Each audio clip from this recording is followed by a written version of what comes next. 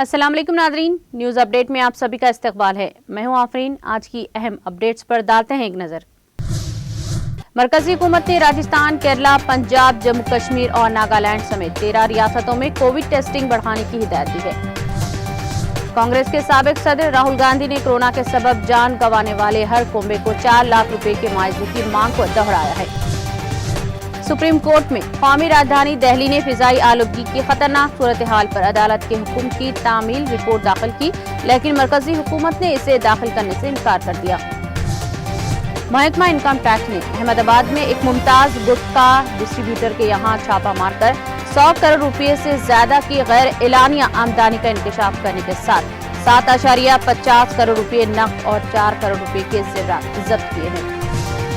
त्रिपुरा में बल्दियाती इंतखाबात पर कोई रोक नहीं। सुप्रीम कोर्ट ने इंतखाबात पर रोक की कार्रवाई को सख्त और आखिरी हरबा करार देते हुए मुकामी बल्दियाती इंतखाबात को मुलतवी करने के मुतालबे पर गौर करने से इनकार कर दिया।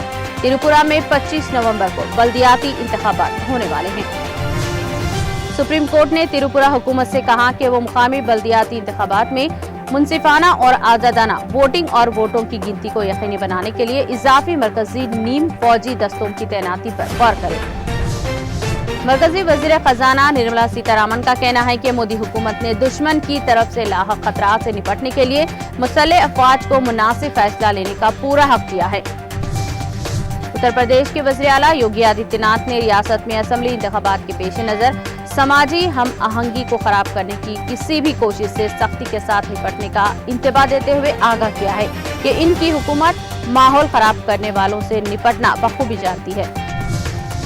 बहुजन समाज पार्टी सुप्रीमो मायावती ने उत्तर प्रदेश के आइंदा साल होने वाले इंतखाबात में पार्टी की जीत का दावा करते हुए कहा कि पार्टी साल 2007 के इंतखाबात की तारीख को साल 2022 के असेंबली इंतखाबात में दोहराएगी। उर्दू अदब की मशहूर शायरा परवीन शाकिर का यौम पैदाइश है।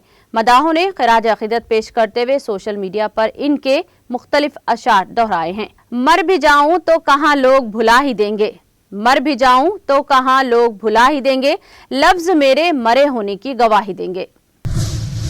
न्यूज अपडेट में फिलहाल इतना ही। दीगर अपडेट्स के लिए जुड़े रहिए टीटीवी के साथ।